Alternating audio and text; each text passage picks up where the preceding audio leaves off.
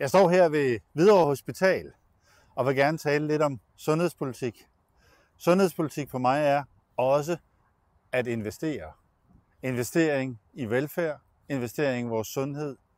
Det må aldrig nogensinde stoppe. Lad mig give 3 eksempler på, hvordan vi kan investere i vores sundhedsvæsen.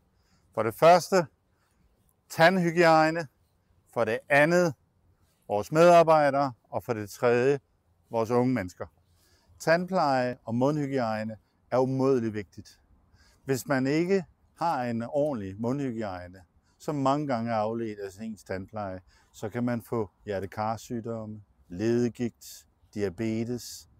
Rent faktisk kan det udvikle sig til et rent mareridt af hospitalspladser, samtidig med, at det giver dårlig livskvalitet. Derfor skal vi investere i tandpleje, og den måde, vi kan gøre det på, det er ved at investere i gratis tandpleje. Ikke kun til man er 21 år, som det lykkedes os for 4 år siden at få skabt, men hele livet igennem.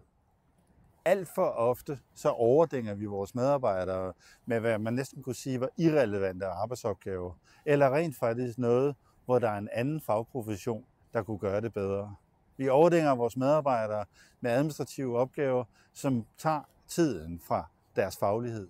Vi kunne rent faktisk gøre rigtig meget ved at investere i de fagprofessionelle inden for administration, såsom lægesekretærer, at de hjælper med de administrative opgaver, så de andre fagprofessionelle kan bruge mere tid på deres faglighed. Det er en investering, der ikke har de store omkostninger. Et andet eksempel, det er vores unge mennesker. Vores unge mennesker går mange gange i flere måneder, før de kan få en udredning, hvis der er et eller andet, der er galt i livet. Det koster os.